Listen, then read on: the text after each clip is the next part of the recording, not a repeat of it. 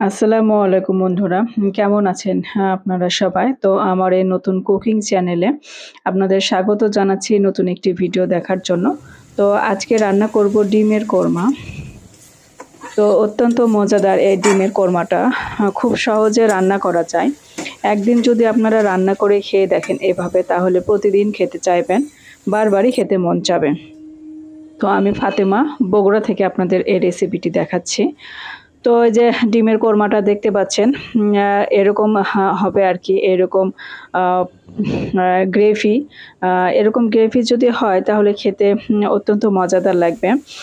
মাছ মাংস কিছু লাগবে না, মাছ মাংস হার মেনে যাবে এই ডিমের কোরমার কাছে। তো প্রথমেই আমি কড়াইতে একটু তেল দিয়ে নিয়েছি। তারপরে তেল দেওয়ার পরে আমি কাজু বাদাম, কাঠবাদাম এবং টক দই আর হচ্ছে পেঁয়াজের বেরেস্তা আমি একসঙ্গে ব্লেন্ড করে নিয়েছি। তো সেই ভিডিওটা আর কি স্কিপ হয়ে গেছে আমার। তো যাই হোক, আমি মুখেই বলে দিলাম। পেঁয়াজের বেরেস্তা, টক দই, কাজু বাদাম, কাঠবাদাম একসঙ্গে পেস্ট করে নেওয়ার পরে সেটা আমি তেলে একটু কষিয়ে নিয়েছি।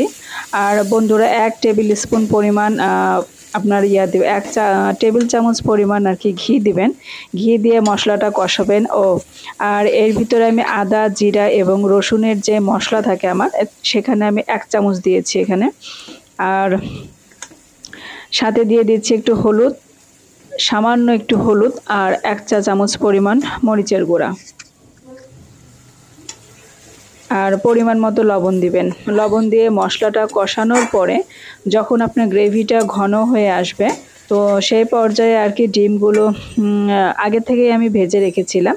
সিদ্ধ করে নিয়ে হালকা করে ভেজে নিয়ে তারপরে ডিম ভুনার ভিতরে দিয়ে দিয়েছি।